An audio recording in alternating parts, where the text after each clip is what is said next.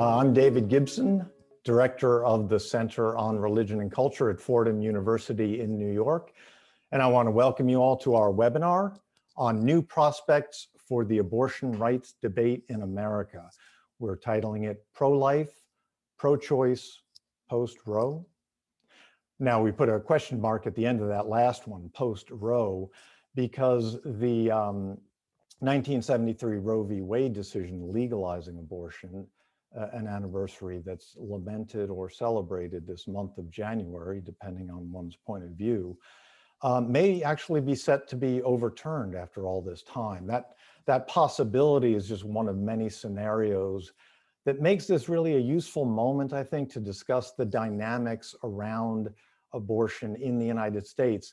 Such a volatile issue, so many passionate feelings on all sides, of course. Yet it's one whose basic contours have changed so little over the years.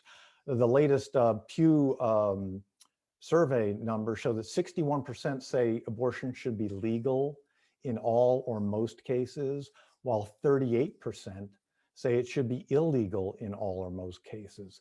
The thing is, that's been almost unchanged for decades. So we want to talk about whether there is a way forward. Will events force a change in the debate, and what could that outcome look like? To discuss these prospects, we're very fortunate to have four insightful experts and observers. First, Mary Ziegler, a professor of law at Florida State University, one of the foremost authorities on the legal history of the abortion debate in America. Her most recent book is Abortion and the Law in America, Roe v. Wade to the Present. We also have Tricia Bruce, a sociologist of religion and an affiliate at the University of Notre Dame's Center for the Study of Religion and Society. Last summer, Tricia published a study, How Americans Understand Abortion. It's the largest in-depth interview study of American attitudes on abortion. Looking forward to hearing more about that. Gloria Purvis is a Catholic radio host and popular media commentator. She served on the National Black Catholic Congress's Leadership Commission on Social Justice, and Gloria describes herself as, quote, dedicated to promoting the sanctity of human life, marriage, and the dignity of the human person. Finally, Caitlin Beatty is a former managing editor of Christianity Today, the flagship evangelical magazine, and she's an author and journalist and is an acquisitions editor for Brazos Press. Caitlin is currently writing a book about celebrity in the church. No lack of material there. So thank you all for being here. I'm going to ask each of you to give just a quick overview on how things look in this debate on abortion rights from your own particular perspective, from your expertise and experience. Then we'll have a discussion among ourselves and continue to take some questions from our online audience. A reminder to our audience, there are more than 300 of you. So please use the chat function at the bottom of the screen to post questions. I'll sift through them as we're discussing and pose them to our panelists throughout the discussion. Now, first to you, Mary Ziegler, how do you see things in the abortion debate today? I think it's still uncertain when it comes to the law, which I think I'm charged with focusing on. It's uncertain because we quite simply don't know how conservative on abortion, if that's even the right way to put it, the court's newest members are.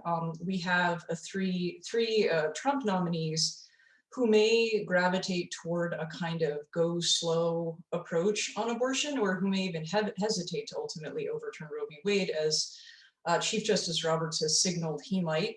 And we have another faction represented, I think, primarily at this point by Justices Alito and Thomas, who seem eager to overturn Roe soon. And we quite simply don't know where the other three justices stand.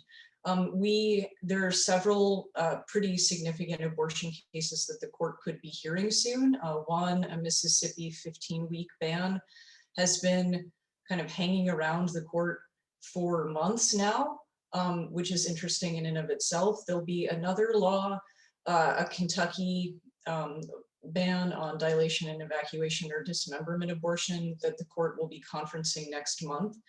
So it's a kind of unusual wait and see, in the sense that we know that abortion doctrine in the courts is likely to change significantly, but we don't know how significantly and we don't know how quickly.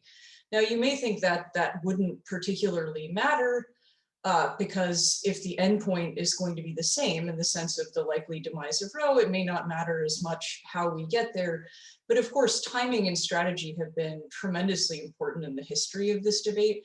Timing in the sense that it introduces uncertainty. There have been conversations on the left about changing the composition or the size of the court. There have, of course, been unexpected retirements and deaths on the court historically, including most recently Ruth Bader Ginsburg's passing this year. So I think when and how an effort to overturn Roe proceeds could still be really consequential. It's also, of course, going to depend on what kinds of laws the court continues to be presented with, and that too is uncertain, because we have, as I think lots of my co-panelists are going to say, a pro-life movement that's sort of looking for or fighting about what its identity is going to be in a post-Trump era, if there is even going to be a post-Trump era for the movement's purposes. Thanks very much for that, Mary. Excellent overview. Tricia, I want to flip it over to you and see how things look more from perhaps the grassroots, which you've seen in your research. Absolutely. Thanks so much. Great to be here. Yeah, we do a lot of talking about abortion attitudes, but not as much listening. And my team of sociologists kind of set out to do that in a systematic way. We interviewed 217 Americans from 6 different states who were selected at random, designed to approximate diversity across the US landscape.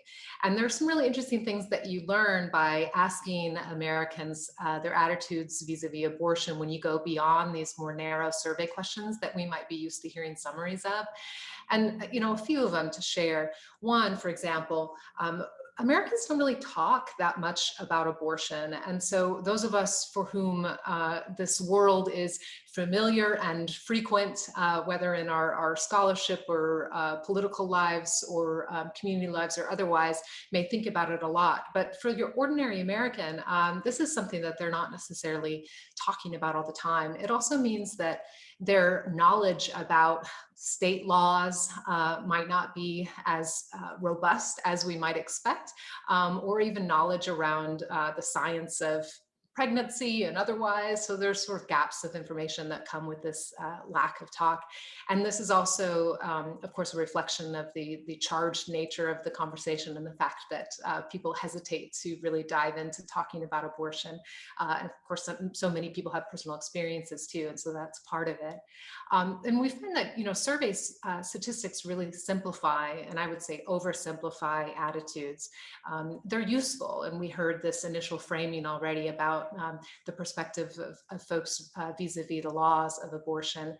And yet sometimes when you actually ask people a little further, then they start to either contradict themselves or say, well, yes, but there are these circumstances, or they may believe one way but act differently given a circumstance in their lives or the lives of someone else. And when we hear labels like pro-choice and pro-life, we also have to be really cautious, because these kinds of labels, just like statistics, I think sometimes we can think they're telling us things that they're really not. So for example, we talked to folks who had, in some cases, very similar positions morally and legally on abortion, but used very different labels to describe themselves. Some perhaps pro-choice, perhaps pro-life, perhaps both, perhaps neither, perhaps something else entirely. The other thing that we realized too in talking to folks about abortion is that so much of abortion conversation goes well beyond abortion specifically. So when people try to understand it and think through it for themselves and others, they ask questions about what was the lead up to the nature of this unplanned pregnancy, what was involved, what were the after effects, what happens thereafter. And so it's embedded in a much larger conversation of social issues that go well beyond abortion. Uh, and we also were a little bit surprised to hear people talking less about this sort of classic framing of, for example, the language of fetus or baby that was used so much in movements in recent decades. And instead, they tended to grapple with things like, well, what is a good life? What does it mean to pursue a good life for the mother? What does a good life look like for the baby? And these kinds of questions really shaped the ways that people talked about abortion. And then a couple last things, you know, abortion is a very personal issue for Americans. And I think sometimes we lose that in the broader contours of public conversation. A quarter of our female interviewees, again, randomly selected Americans, had themselves experienced abortion. 3/4 of our interviewees knew someone personally who had experienced an abortion. And many had experienced things like miscarriages or issues with fertility, experiences with adoption, and this shapes the way too that they talk about abortion.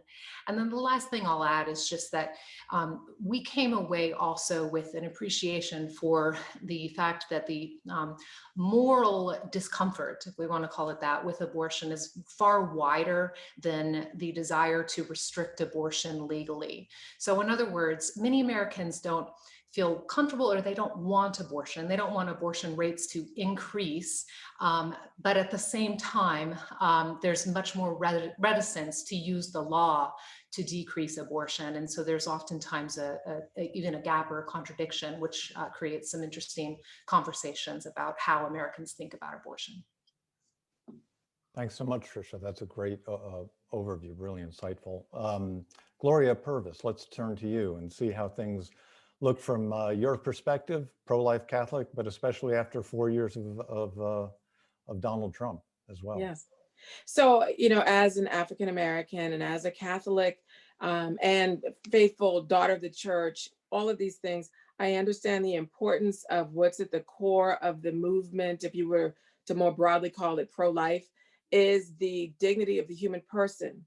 And yet when I have the conversations among pro-life Catholics who are not African American, they will often say to me, I just don't understand why this isn't a bigger issue among Black people. Don't they understand that they can't, you know, civil rights don't matter if you're not born?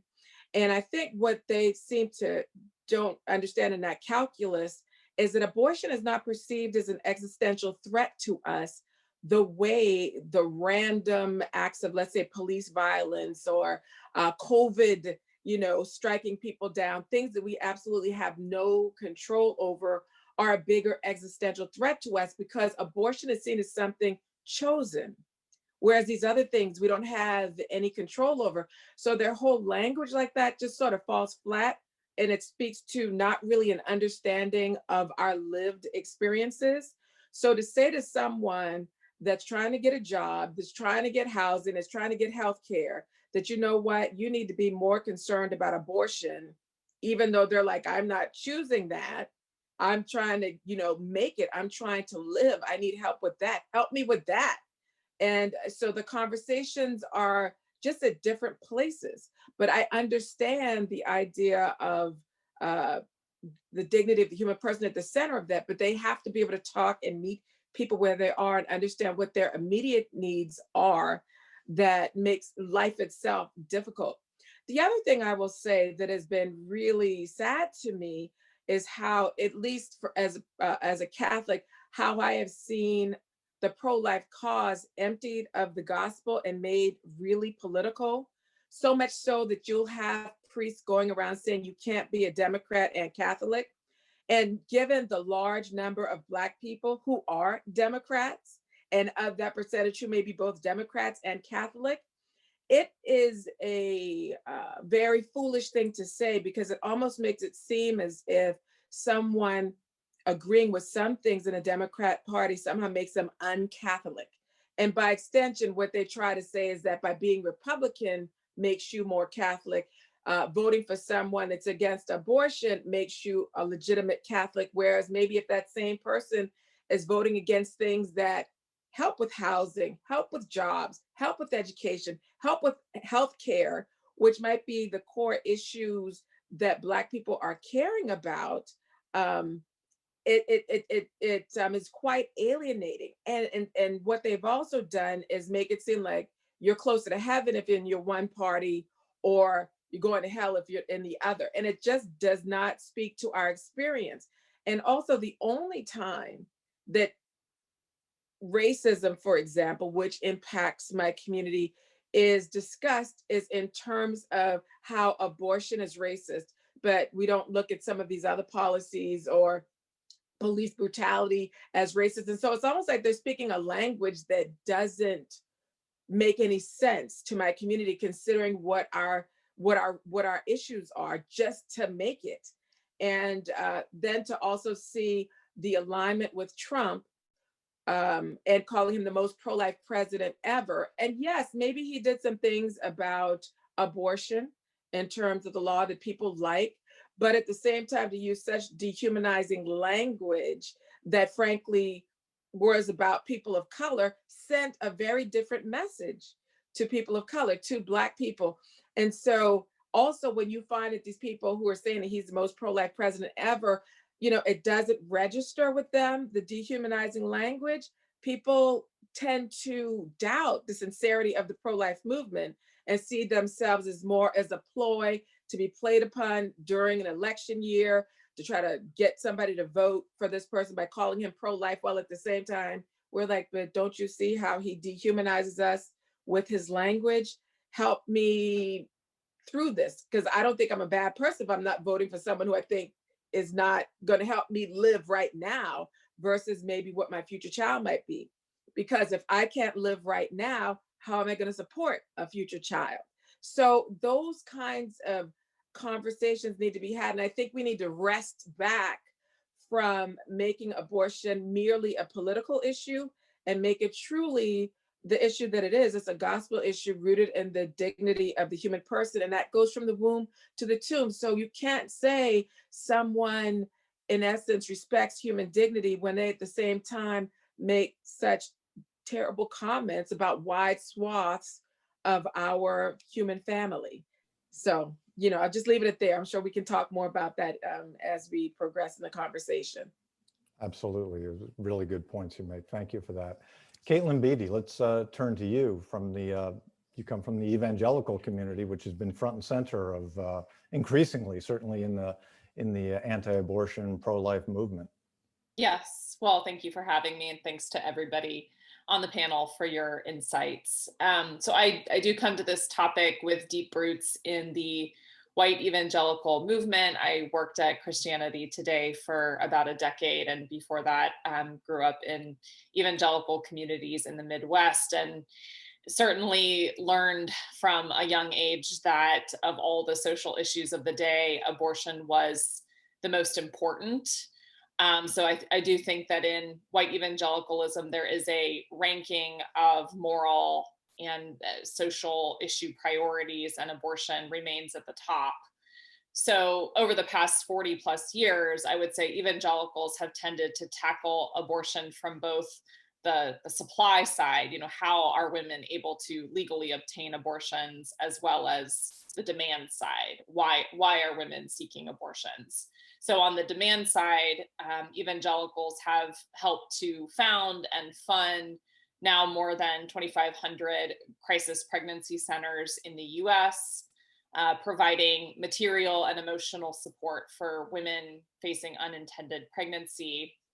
And the reasoning goes that if women are cared for and people are walking alongside of them, they will be more prepared to welcome a child and less likely to choose abortion. And then, of course, from the supply side, Christians have, white evangelical Christians have overwhelmingly supported statewide restrictions to abortion, barring the complete reversal of Roe v. Wade. This is where, on the political side, evangelicals have focused their engagement. That said, I would say overturning Roe v. Wade is the wind in the sails of the pro-life movement, and it continues to be. So for the evangelicals who vote single issue, so to speak, on abortion, it may not even matter that much that a reversal of Roe wouldn't actually stop abortions from happening, the issue would likely go back to the states.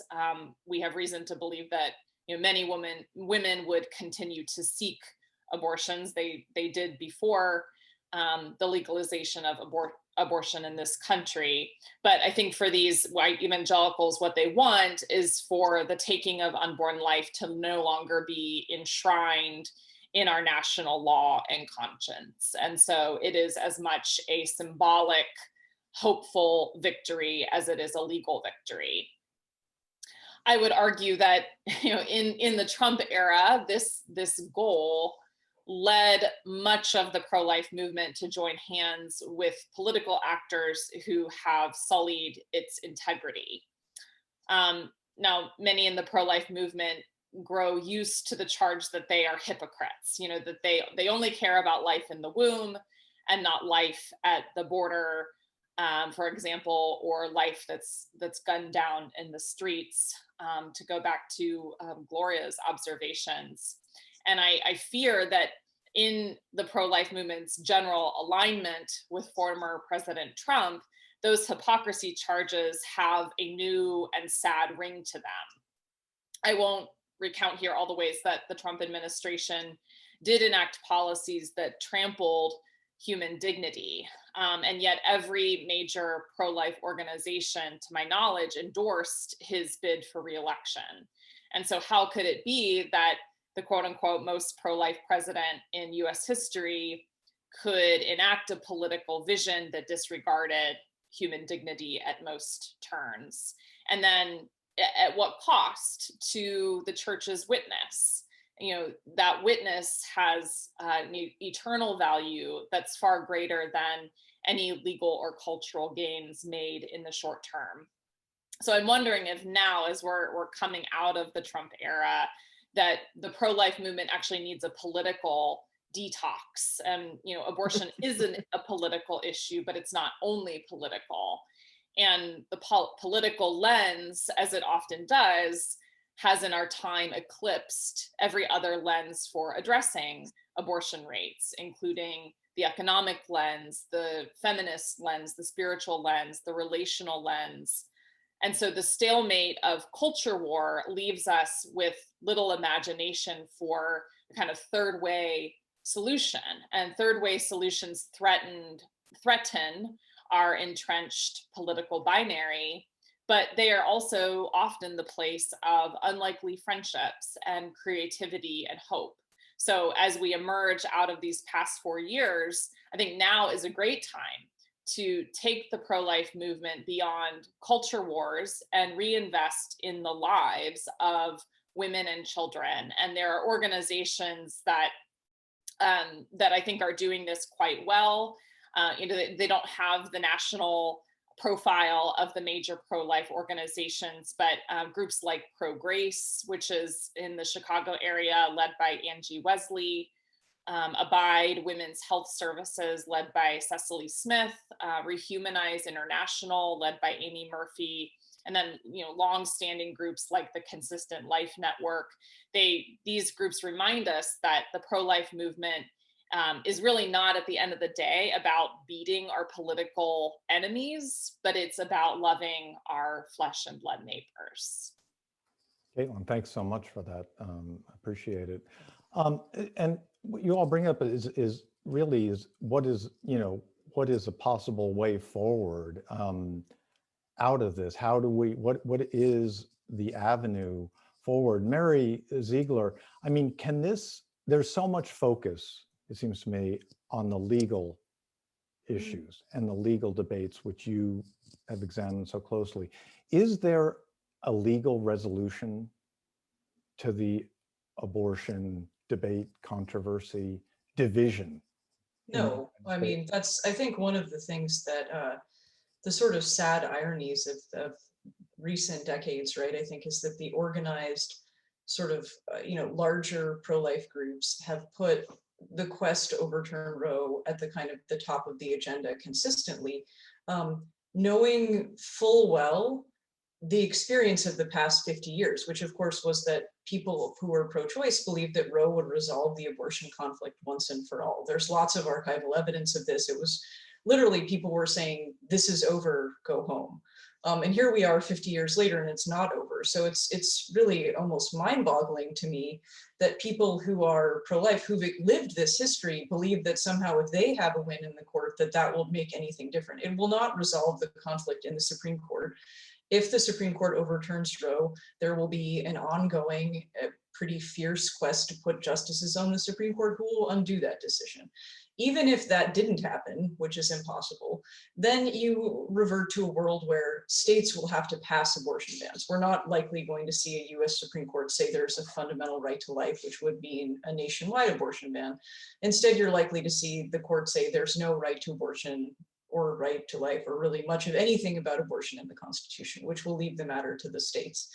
That means that you'll have some states, maybe up to 25 by most estimates, that will ban all or most abortions. There'll be lots of states that will never ban any abortions, and there will be states like Florida, where I am, that are kind of perennial swing states that will land somewhere in between. But then even enforcing those laws, assuming those laws exist, given how not very hard it is to get access to medication abortion, I expect that to become even easier under the Biden administration with the loosening of FDA regulations.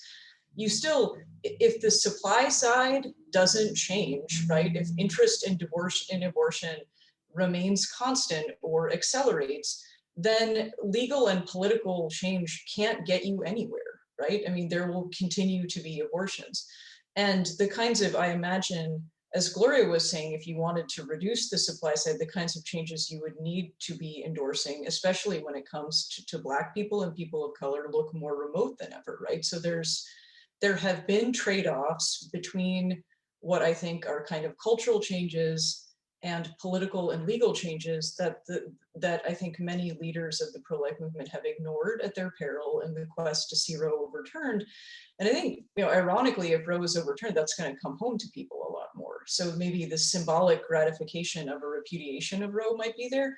And it's worth saying that's not inevitable either, right? If you think about it, we've had a 6-3 conservative supermajority before in the 90s, and the Supreme Court then defied lots of people's expectations and preserved what it called the core holding of Roe, basically the symbolic piece of it, right? That there is a right to abortion.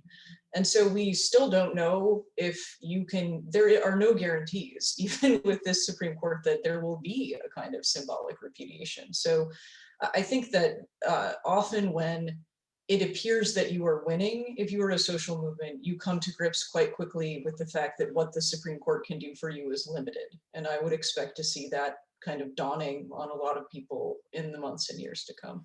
I was thinking about the recent events in Poland, where a very Catholic country, and they tried to limit, abortion rights to a degree, and there were millions of people coming out in the streets. There was almost kind of a backlash to it. So it was, you wonder if you could see something of that nature. One question I want to pick up from folks in the chat, which also came to mind. I mean, if there's no legal, resolution to this, which what you say makes sense, this is also framed as a religious issue so often. And again, like Caitlin, like you said, the white evangelicals haven't really burnished their brand in the last 4 years, to say the least.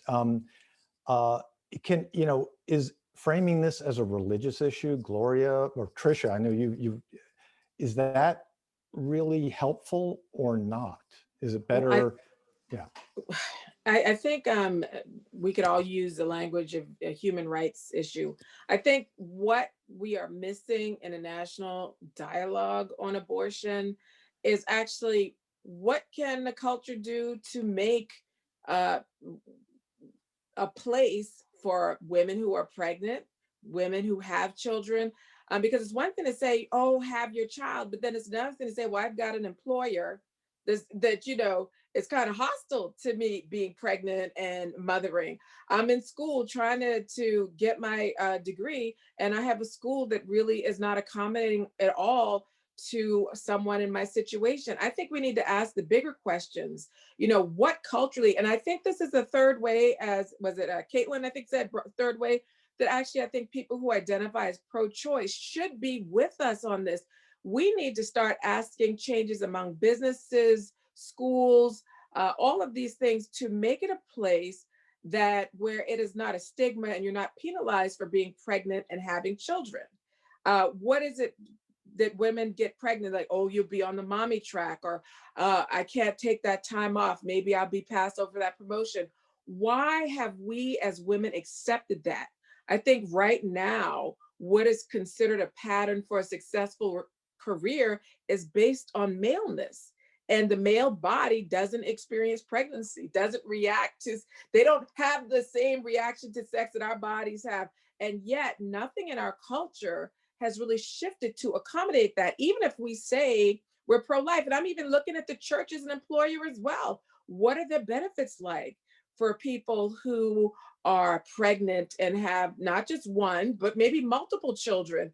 How have we been able to accommodate and include these people in the economy where they are fully participating? I think we need to have the conversation about just what would that look like if women could just say, we're going to change and design everything. What would that look like?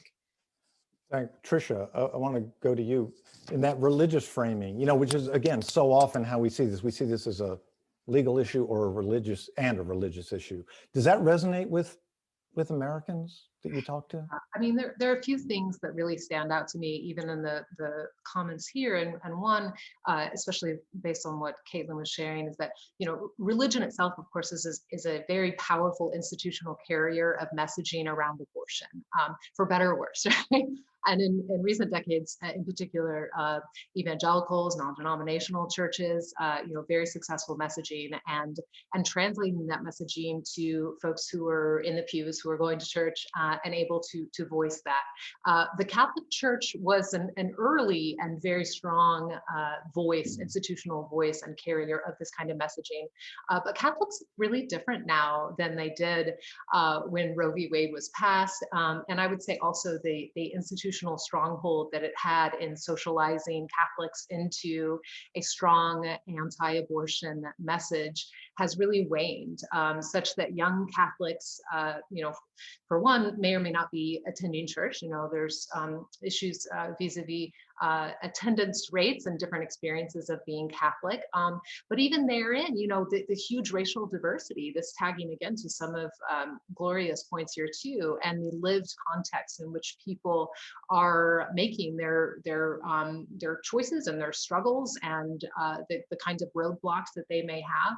And so if we have a church that has changed so much, then I think likewise the conversation around abortion has changed.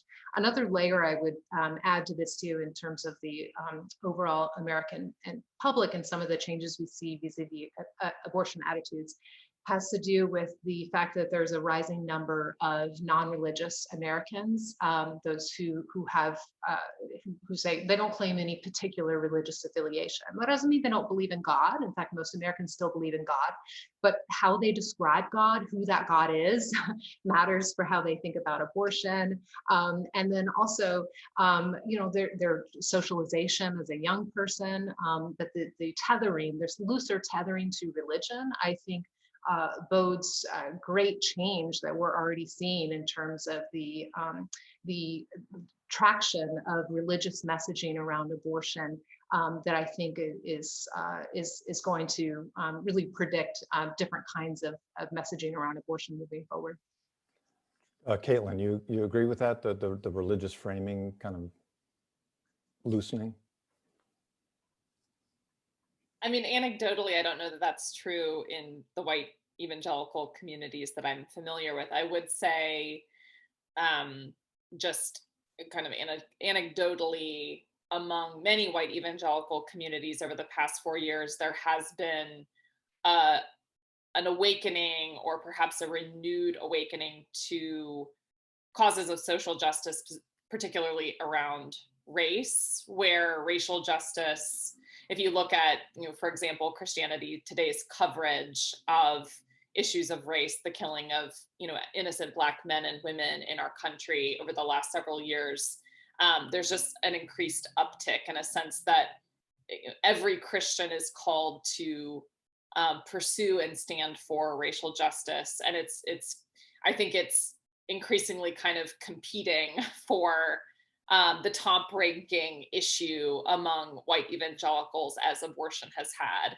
So I think it's a good thing that there is I think the single issue voter is probably going to wane as a profile and kind of a pattern in the years to come. In general, I think younger white evangelicals want a more holistic kind of many issued approach to how they approach political issues and how they vote. And I think that's all to the good. Of course, anytime many of these white evangelicals start talking about something like immigration reform or expanded healthcare or educational equity, someone will say, yeah, but what about abortion? Isn't that more important?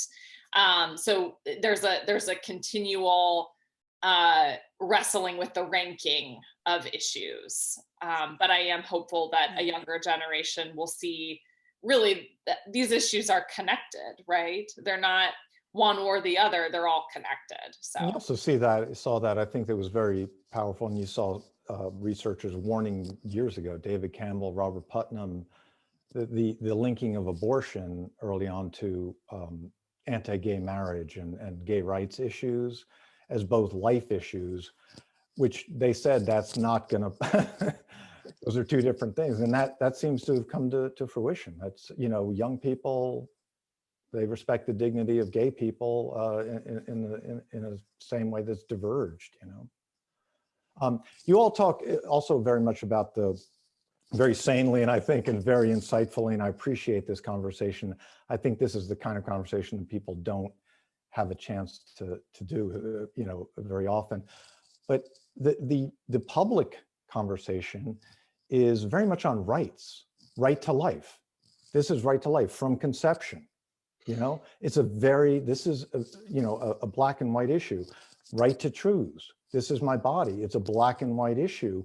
But you all talk about a national conversation, a social conversation about policies, about compromise. How can you compromise? How can you find a social compact? How can you find policies if we're framing the discussion in these kind of absolutes?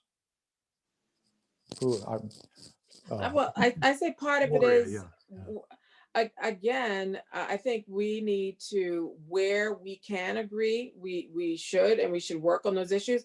I mean, it's naive to think the church hasn't worked with people that don't agree, on, for example, on religious liberty. We work with people that don't have the same understanding or beliefs that we do, but we will come together with them on issues of religious liberty. One of the things that I think could have been a good win for both sides of the movement was the Momnibus Act of 2020, which Senator Kamala Harris championed, which was about Black maternal health care. And I was thinking, yeah, we need to be championing Black maternal health care, especially when maternal health, when it's being said that you have a greater chance of dying in pregnancy than if you have an abortion. And when things are put that way to people, it almost makes it sound like it's safer for you to have the abortion than to risk the pregnancy, even though, the female body naturally is made to be pregnant and have children. And so, and looking at the higher death rates among African-American women, we needed to be on there championing that Momnibus Act. We needed to then have the conversation about, can we take some of that $500 million that goes to Planned Parenthood? They're well-funded privately. Can we then focus that on maternal health care, which we know is, and Planned Parenthood also championed improving maternal health care as well, but that's just not their specialty. And instead of going in and saying, you are hellbound and you're these evil people, we need to say, okay, what do we value? Okay, we value maternal health care as well. What can we do to make it, a situation where women's health and life is not in jeopardy because she's poor, because she doesn't have good medical care, because she has pre-existing conditions that make pregnancy difficult? What can we do to, with that maternal health? And this should be a no-brainer for Catholics because we have maternity homes and pregnancy centers. I'm on the board of one in DC, the Northwest Maternity Home and Pregnancy Center. And I will tell you, when those women come to us, it's not that they have a crisis pregnancy, they have a crisis life. And so we are there to be with them as family, as friends, long beyond when they have their baby. We have to change the conversation and be willing to not see the other person as just, led by the devil, it's just the people that we can't talk with. I just think that's the wrong thing, especially if we are believers. And we need to take them in good faith that they have a completely different view of the human person. We need to listen, and we need to be able to dialogue, because that is the only way we can make progress of building a culture of peace and life. We cannot just demonize people and make them beyond even having a conversation. Where can we have some common ground? Not to say we give up on trying to make abortion unthinkable, but we need to make choosing pregnancy desirable in all ways. Tricia, and again, these conversations are so important. Do people, going back to your topic, do people even like talking about this? I mean, it's not the kind of conversation that anybody really wants to bring up at a party. Politics and religion are off base, but I mean, abortion, there seems to be this great, this moral wrestling with it and this real deep feeling about it, but very little conversation. Very little conversation. And in fact, we, of course, as kids, learn to use the tools of boundaries and othering in order to establish our own identities, right? We belong to an us, which is different than a them. And that can be really useful and helpful to kind of understand who we are, who we want to be, but it can also be really problematic for the reasons that Gloria and others have pointed out, and it really stems again from this political framing of the issue that is very binary. I mean, it has to be. You have two sides of a courtroom, right? You can't win on both sides. But as a result, we're sort of stymied by an ability to talk about abortion in a way that starts to unpack some of these other issues in terms of, who is this impacting? How are these choices made? What fuels the experiences both in the pregnancy and life thereafter for women who are in the instances of an unplanned pregnancy or whatnot. And I think instead we lean on these labels and accusations or otherwise, and don't actually recognize the diversity therein. I'll say too, when you ask Americans what they think about, we even in our interviews gave people the opportunity to put themselves on somewhat of a spectrum, so if number 1 was sort of the most pro-choice position and number 10 was the most pro-life. Of course, there's some people who cluster at the edges, but most people put themselves somewhere in between. And I don't think that necessarily signals compromise per se. That may not be how people themselves describe it, but it does say, hey, there's some common ground on which we can talk. So let's talk about what this is, what this means. Likewise, even with their legal preferences. Most people are not comfortable with abortion being legal in all contexts, all gestational periods, for any reason. Likewise, most people are very uncomfortable with making abortion illegal in every single case. And so that right there pushes against this binary framing, which ultimately hinders our ability to talk to each other. Mary Ziegler, I'm kind of interested in, relatedly to this, what are conversations like in your classes? I mean, you're teaching law and you're teaching, the legal aspects, the jurisprudence on this very fraught topic. Do your students get into these issues, or do they just keep it on the legal level? They keep it on the legal level. And I think that because I'm a historian, they're a little more comfortable talking to me because they don't know, they don't feel, I think, as judged, but they avoid the conversations. And I think I even have tried to bring up, ways of like pregnancy discrimination, like Gloria said, or maternal mortality. And I've been sort of surprised sometimes. I've had really negative responses to that from some people who will say that's just a pro-choice talking point, which is shocking to me. And these are sometimes people I actually know and respect. So this is not something that's where the person maybe just doesn't care. But I think there's so much siloing in the sense that people don't talk to each other at all, right? I mean, this is sort of partially not unique to the abortion debate, I would say. It's kind of a symptom of a kind of broader political siloing where people are getting their media from different kinds of sources. They're not really in communities where they run into people who disagree with them about these issues. And I think that's part of the challenge too, that if you don't have a conversation partner you respect, or even, you know, view as sane, you're not going to have conversations about things that might help reduce the abortion rate in ways everybody should get behind, right? I mean, no one should be pro mothers dying, right? That's not a position anyone actually supports, right? I mean, realistically, and no one is, you know, pro, I mean, hopefully not pro pregnant people getting fired either. I think part of the problem too has come from the fact that the debate is not just centered on rights anymore. There's been in the past couple decades, as I wrote in my last book, there's been a focus more and more on what abortion is really like whether abortion hurts women, whether abortion is good or bad, whether abortion providers are good or bad, whether abortion is good or bad for your health. And that's kind of created another fault line where people are no longer agreeing on what abortion even is, right? They're not talking about the same facts. And that makes it even harder to have conversations too, because now people no longer see people who disagree with them on abortion just as wrong on the moral matters.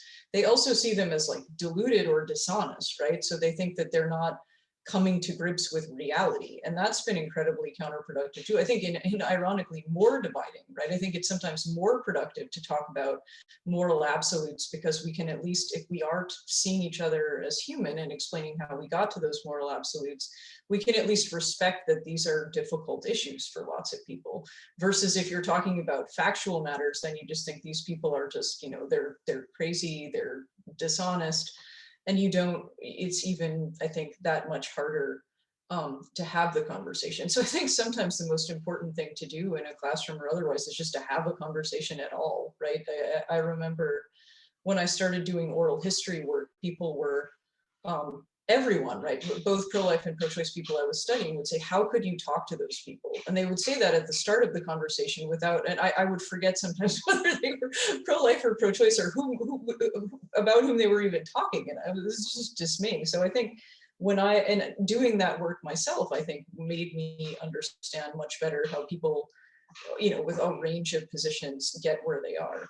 And conversations, I think, to Trisha's point, would also be useful in exposing that lots of people are not on the extremes, right? I mean, lots of people have, if they could kind of, and majorities, right? I mean, if there's been a disconnect between our politics and our law, less so our law, because our law has sort of landed on, you know, abortion is restricted but legal.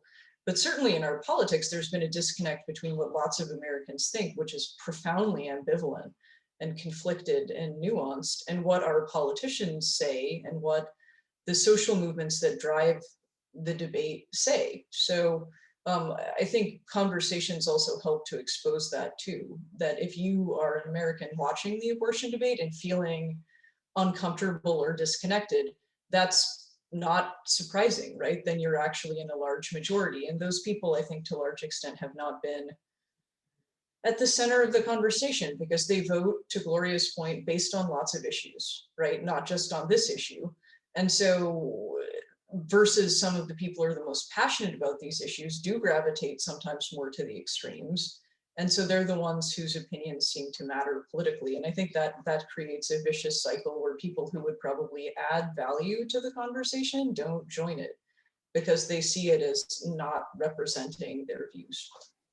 So let me put a question to each of you. What's the way out? Like, ideally, what should abortion law and policy, or let's say, frame it in other words, life law, you know, child law, family law, and culture and policy look like in America? What is a social compact that would resolve this dead end, really, it seems like to me?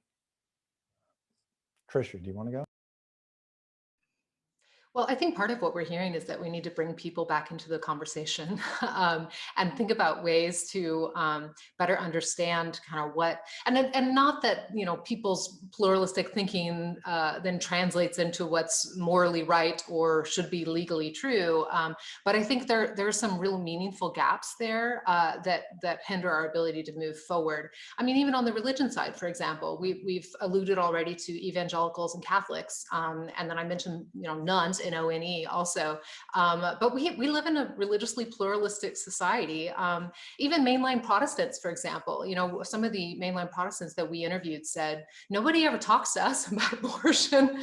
And in fact, there's a pretty wide array of stances that mainline Protestant denominations take vis-a-vis the issue. And so, when I think about a way forward, it has to do with bringing people back. And I would also say bringing it into a landscape where you can talk not only about the legal side of it, but the moral side of it. And what does that mean? What does that look like? And maybe even be okay with some of that angst and discomfort, even for as you hold simultaneous values of wanting people to uphold individualism, if that's what it is, but having a space to be able to talk through that, that doesn't push that binary framing and then forget where people really are.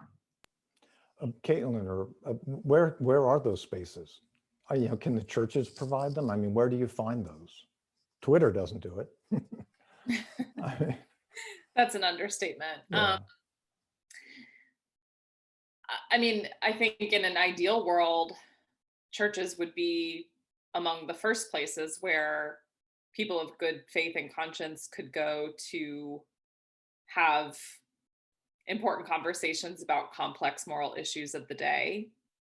I don't necessarily see that happening in a lot of white evangelical churches anytime soon, not only because we're not meeting in person anytime soon, most of us aren't, but also because I think abortion and kind of right to life and the pro-life cause remain like a non-negotiable foundational commitment among a white evangelical social ethic. My hope going forward, though, is that the pro-life cause would be seen as just one piece of a much greater puzzle in terms of Christians advocating for human dignity at multiple levels, and seeing that overturning Roe isn't going to be the silver bullet that perhaps the pro-life movement has hoped it would be. We have to think beyond Roe, or not hinge everything on Roe, but rather think about issues like healthcare, educational equity, racial justice and dignity, things like parental paid leave, a child tax credit. There are all sorts of other policy goals and priorities that could actually just make it more unlikely that women would see abortion as their best or only option.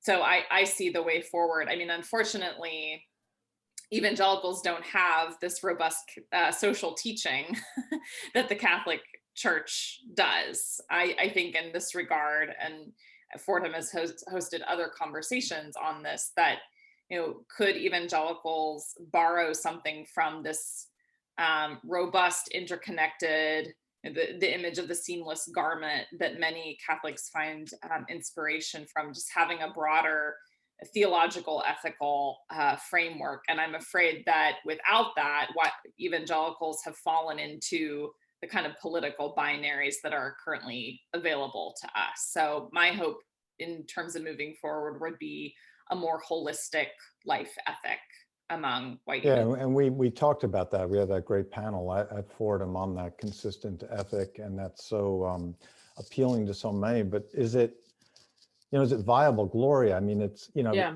is it something, and again, in our own Catholic Church, Pope Francis has really put a real spur to this, especially with his teaching on the death penalty. Yeah. You can't be pro-life and support capital punishment. Right. Is that gonna change this dynamic, or are people just going to harden their, is it going to go back to the political and cultural default, which is no, we can execute criminals and I don't care?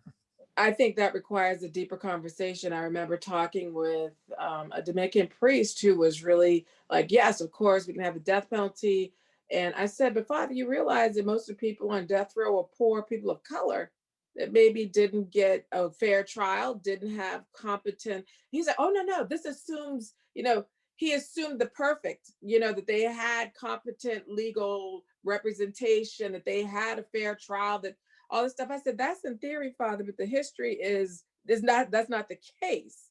I said, and so I'm not talking in theory, I'm talking about the real world consequences of having a death penalty where we make mistakes all the time. Look at the Innocence Project, and the decision is so final. Why must we have that? And how do we then say that bodes with our understanding of the dignity of the human person? I will just say, as a witness, people find that contradictory.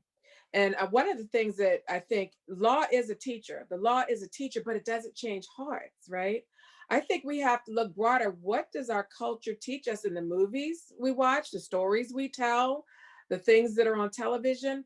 And frankly, I think we're at odds because we're telling men, really encouraging men, which we haven't really talked about in this, talking about abortion, the role that men play. We don't get pregnant by ourselves, okay?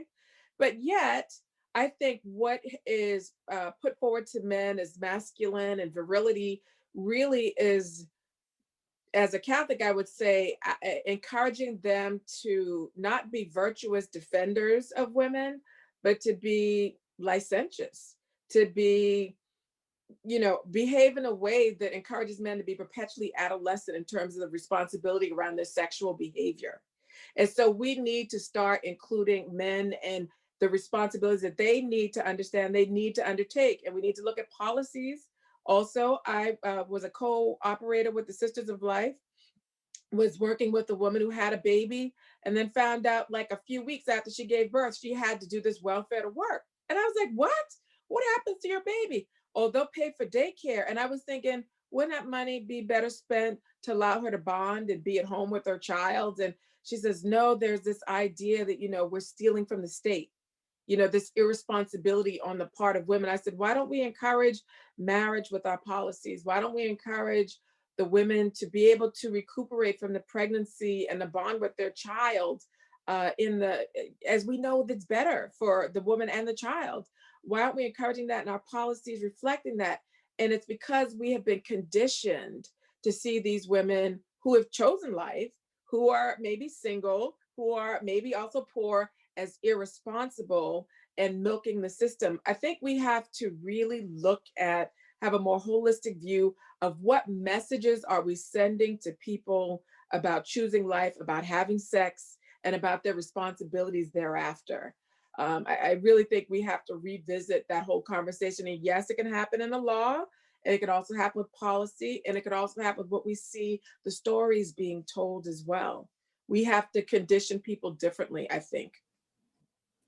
Mary Ziegler, just one last. I think it's really important that universities and schools, I think. So I'm working now on the planning of the Roe 50th and the kind of dream scenario. I'm hoping a lot of people on this panel can be involved in that, and Fordham too, would be a kind of depolarizing big conversation that would produce a kind of toolkit for high schools even, because I think a lot of the problems begin early in the way we teach people to think about this. And I think I could see churches as a place where these conversations could happen, but I think unfortunately churches themselves can be divisive to people who are in the nuns, right? People who see churches, who don't know people who go to church, who understand churches to be synonymous with Donald Trump, right? Those are not going to be people who want to go in to have a conversation about how to de-escalate the abortion debate in a place they don't feel safe, right?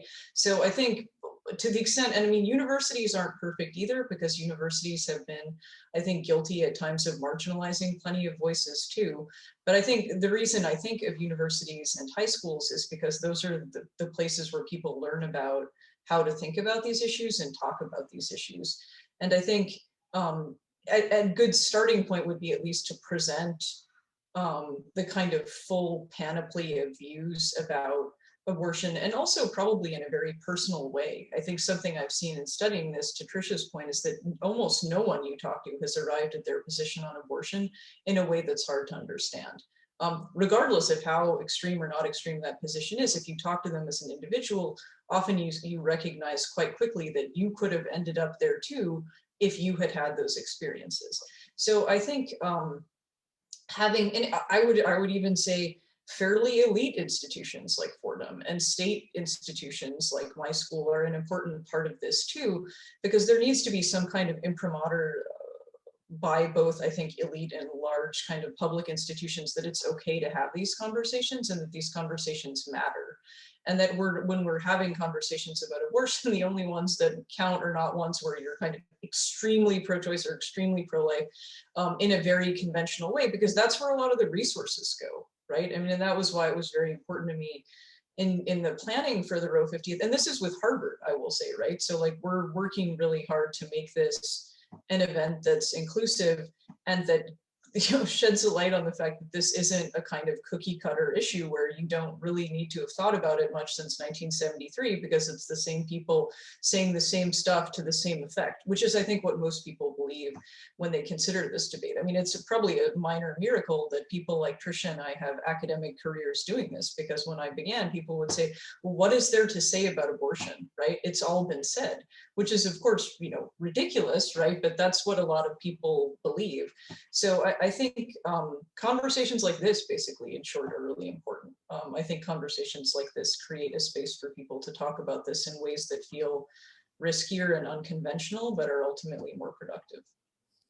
Amen to that. And that's very much what we wanted to do with this conversation. And I think, as you pointed out, looking towards the 50th anniversary coming up in 2 years, maybe this is the kind of thing that can start these conversations, which are so very much needed. And I want to thank you all as we wrap up now. I just want to thank you all for being part of this, which is so insightful and really shedding more light than heat on a topic that is just a source of so much passion and controversy. Thank you, Gloria Purvis. Thank you, Caitlin Beatty. Thank you, Trisha Bruce. Thank you, Mary Ziegler, very much for being here. Thanks to all of our viewers. I'm David Gibson, the director of the Center on Religion and Culture at Fordham University. Look forward to seeing you again in this space.